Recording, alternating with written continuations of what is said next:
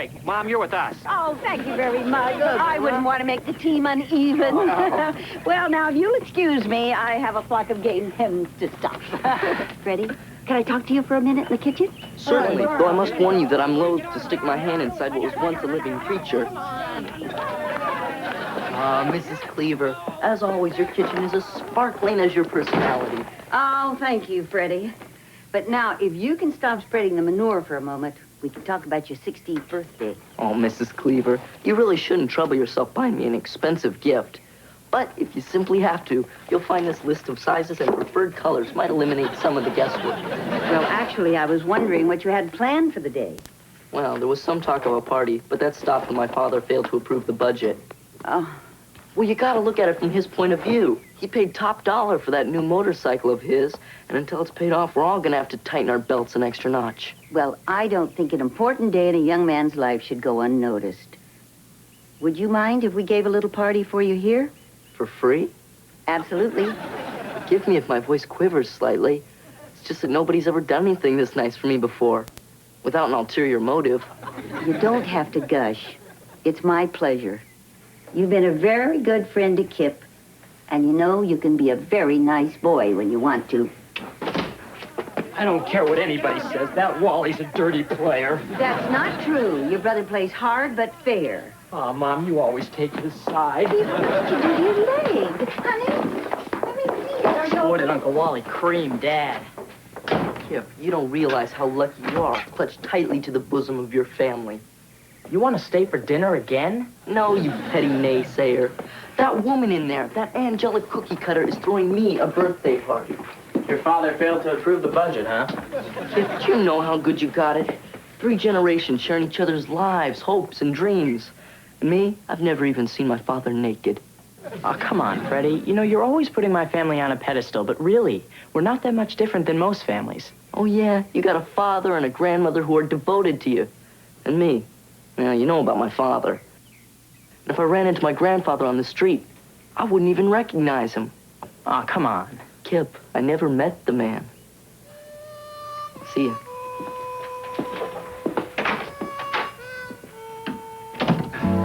Hey, the car, not me, all right? I'm gonna get you for that. A father and daughter washing the family car. Norman Rockwell may be dead, but his spirit lives on. Freddie, why don't you grab a rag? Oh, I'd love to, sir. If it wasn't for this unfortunate skin condition, which prohibits contact with detergents. I gotta remember that one. Mr. Cleaver, might you excuse your adorable young offspring so we could have the proverbial man-to-man talk? Kelly, honey, why don't you go make us some lemonade? Dad, don't you think I'm getting a little old for you to keep telling me to get lost? No?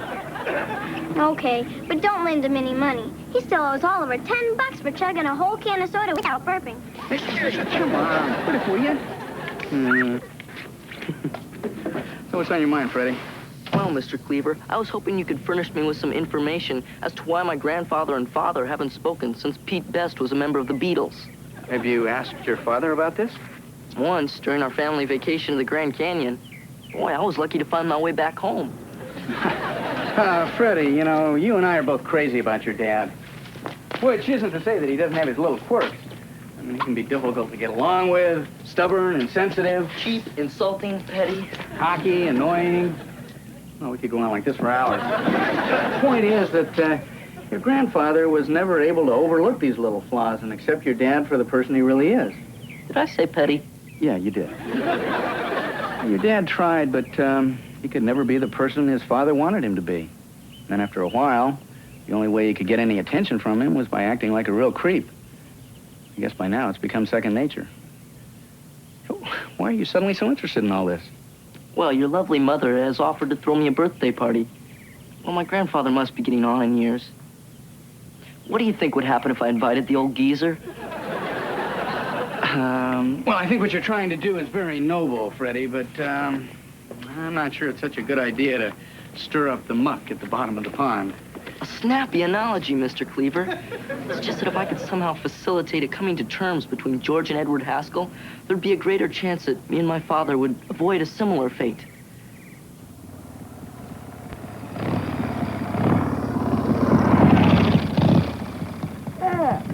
Huh, Wally? Hey, I know. Why don't you pop for one of these? We can grab our old ladies, slam down a few brews, we hit the open road. Sounds great. But this weekend I promised the old lady that I'd sink that tetherball pole. Oh, gee willikers. Maybe after that, Mama let you put the thermometer in the roast. Look, Eddie, I didn't come here to trade insults with you. Excuse me, Wally. Gertrude, you're 40 minutes late. If I wanted a cold lunch, I would have you pack me one in the morning. I'm sorry you had to see this, Wally. Well, I am too. But listen, I'm glad you're both here.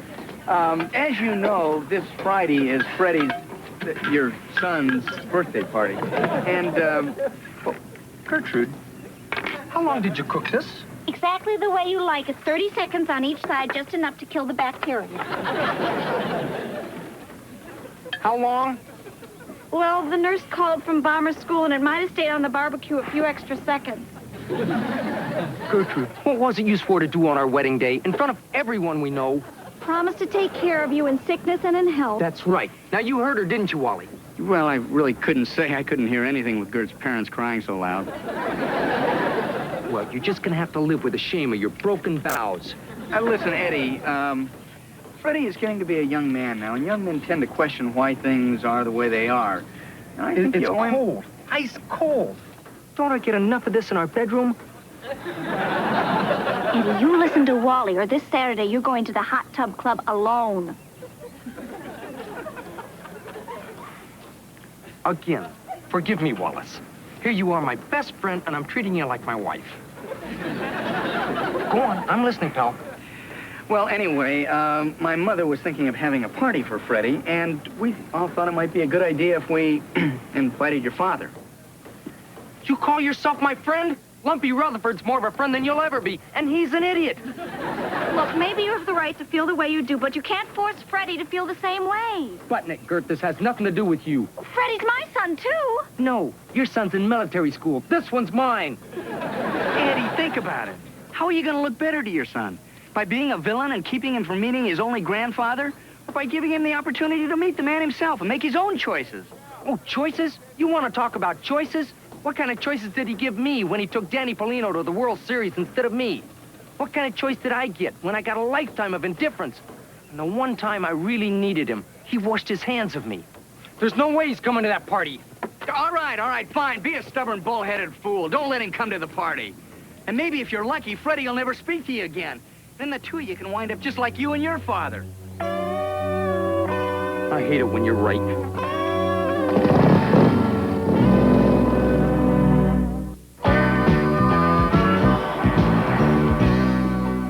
Eddie, what are you doing? We have to leave in 10 minutes. Can't you see I'm watching the Flintstones? I do not want to be late. This is the one where Betty and Barney adopt Bam Bam. Don't you have any feelings? Edward Haskell, you have no intention of going to that party tonight, do you? Hey, pretty sharp, Gert. To think I only married you for your body. Up, up, up, up, up. I want you to jump into that shower, shave, put on your Sunday best. You promised Freddie. So? Eddie, I know you're afraid to see your father. Afraid? Yeah, I'm afraid that when I see him, I'll introduce my boot to his butt. No, Eddie, make him see what a mistake he's made. Show him how well you've done. Gert, did you forget to take your medication again? I want you to go to that party tonight. Hold your head up high, look him straight in the eye, and don't lie, don't exaggerate, and don't do that thing you always do. What thing? Hello, Mrs. Cleaver. My, that's a lovely dress you're wearing. Oh, that thing. Eddie, you've done very well. All the other guys around here wouldn't be anything without their fathers helping them. But look at you. Our credit rating might not be up there with the Carringtons, but you have your own business, a comfortable home, your own bowling ball, plus you have a devoted wife, 2 handsome sons, one of whom loves you, and all of that without any help from your father or anybody. Gert, have I told you lately that I love you? No, you haven't. Remind me to do that sometime.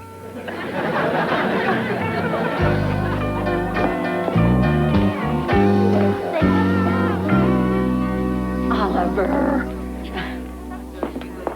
So there we were, right? We're soaking wet and wearing nothing but our underwear when all of a sudden...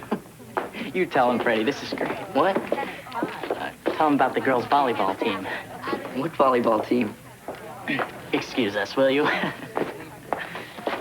What is with you? You beg me to get you a date, and then you totally ignore her. Come on, Freddie. Leia's not just doing this for the money. I think she really likes you. This Twinkie's a keeper, all right. It's just that I'm starting to think that what I've done is analogous to throwing a rattlesnake in a cage with a mongoose. No one ever knows the result, but is assured of bloodshed. Here you are. Birthday boy first. Thanks, Mrs. Cleaver, but I don't think I could hold anything down. Stop being such a gloomy Gus. Go over there and talk to your date. Come on, you're paying her a lot of money. So there we are, right? We're hanging from the rafters at the YMCA. Where are you going, Oliver? I think I ate too many appetizers. My stomach's killing me. Oh. Call me when the cake's ready. Wally, you're so sweet. I mean, missing your Lamaze class reunion for Freddie's sake.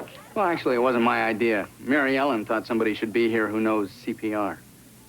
I don't think there'll be much need. The way Eddie flew out of here to get more ice, I don't think he's coming back. Oh, he'll be back. He may not be too crazy about me, but he wouldn't do anything to disappoint Freddie. Oh, yeah? Well, what about Freddie's goldfish? You don't understand. He was just trying to teach the boy how important it is to be careful with electricity.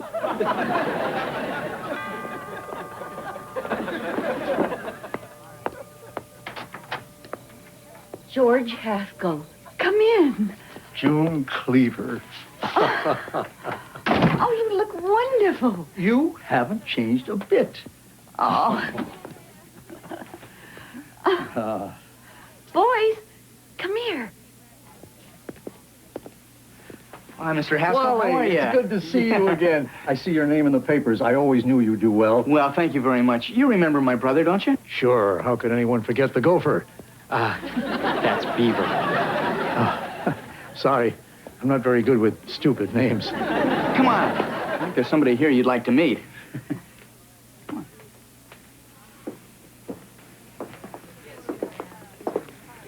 Freddie, I'd like you to meet your grandfather. Pleasure to meet you, sir. Might I add, that's a handsome suit you're wearing.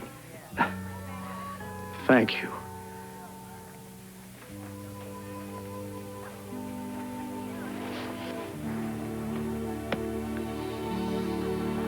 What can I say, sir? I feel like a giddy schoolgirl in an English novel. Please don't call me sir. Would you rather have me call you Gramps or something in the nickname genre? Call me George. I'm not that comfortable with you yet. Very well, George. There's someone I'd like you to meet that's very important to me. Hi. Kip Cleaver. Not you. This is my mother, Gertrude Haskell. Pleased to meet you. Well, I'll say this for my son. He's got better taste than I ever gave him credit for. Oh, I think you'll be surprised how Eddie's changed. Yes, I would be. Tell me about yourself, Freddie. Well, let's see, George. My favorite color is blue, and my hobbies include playing guitar, trading baseball cards, and breeding poisonous snakes. Hey, have you bought ice at the store lately? You pay for one bag, you can take as many as you want, and no one notices.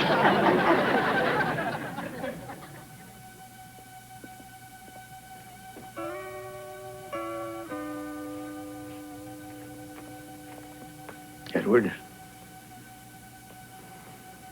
Father? Oh, come on, you two. You haven't seen each other in over 20 years. How about a nice hug?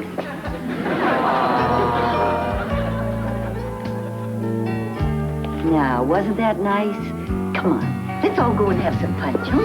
Come on.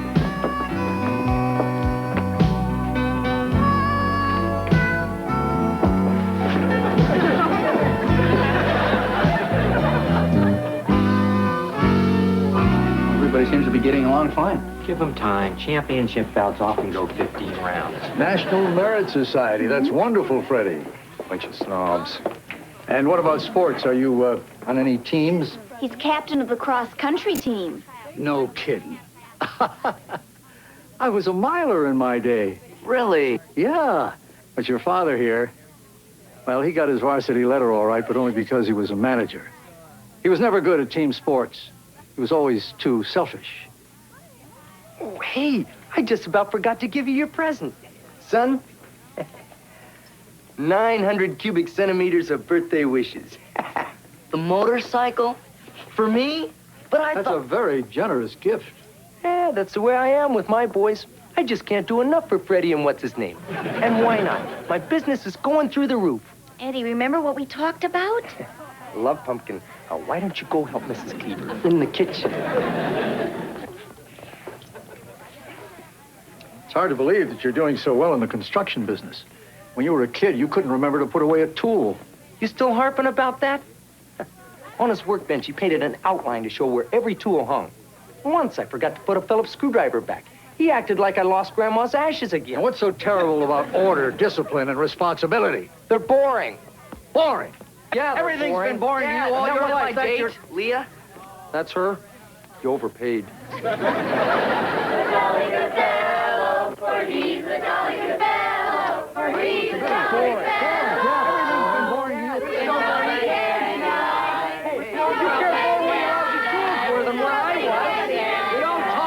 To your father. Some father. I didn't need you then. I don't need you now. I made it without you. You got it, Sam? Please, I talked to the family. You owe everyone money. Pinko liars. Round 15. You don't have an honorable bone in your body. Oh, yeah? Yeah. Well, at least I still got all my hair. You don't talk to your father that way. So, but Danny Polino did. You never took me to the circus or fishing. I was always afraid I'd throw you overboard. So instead, you decided to make my life a living hell. Well, thanks a lot. Hey, listen to yourselves. I can't believe that a father and son would talk to each other this way. He's never been a father to me. You know, I've never even seen the man naked. And what kind of son is it? I can't remember one time when you ever made me proud of you. How could I? Nothing I ever did was good enough for you. If I got a B on a test, you'd be mad because it wasn't an A. When did you ever get a B on a test? You happy, Freddie? Is this what you wanted? Hey, there's still time to invite Aunt Estelle, the one that pulled a knife on me. Please, if you two could just vault these few emotional hurdles. You don't get it, do you? The man never cared about me. People who care never say that they washed their hands of you. You never gave me a choice. When the police called me and told me what you did at the Denver Zoo, I was never so humiliated in my life. Exactly what happened at the Denver Zoo. Beaver. People make mistakes. I never meant for anything to happen to that yak. Oh, nothing was ever your fault. Everybody in the world was wrong except you. Not once did I ever see you take responsibility for your actions. That's not true. I married Kurt, didn't I?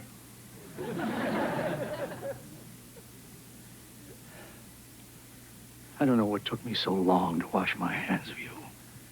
Excuse me, George. I'll be the first to admit my father's not perfect. I mean, sure, he could be selfish, insincere, unctuous, petty. No help from the peanut gallery. Yeah, petty and many other things. But I'll tell you something, George. I've done some pretty stupid things in my young life. And after some of them, I'm sure my father wanted to wash his hands of me. When the chips are down, he's always come through. Look, I invited you here today in hopes that maybe you two can make a fresh start. But if you're incapable of even making an effort, then I'm gonna have to ask you to leave.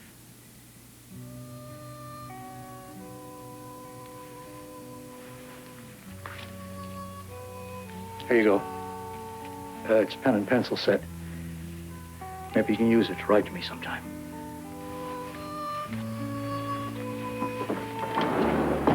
Nice to see you boys again. Please, thank your mother for inviting me.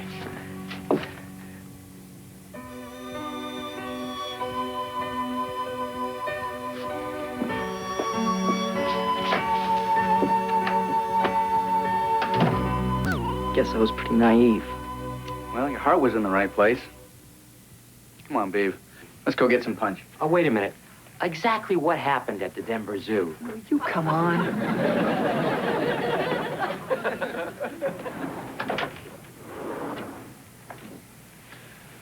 Well, son, I guess you see now why I'm so screwed up.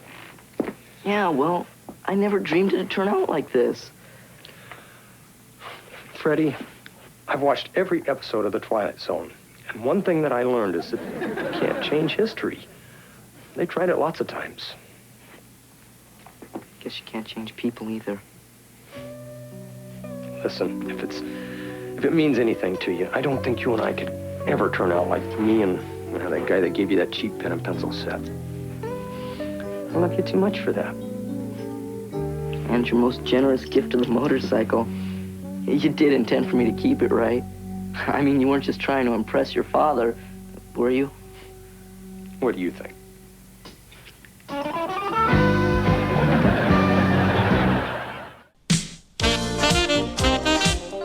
On the Superstation, discover some of the world's secrets on National Geographic Explorer. Now, Kirk Douglas and Anthony Quinn are friends in the Wild West, torn apart by revenge and family loyalty. Last train from Gun Hill, next on the Superstation.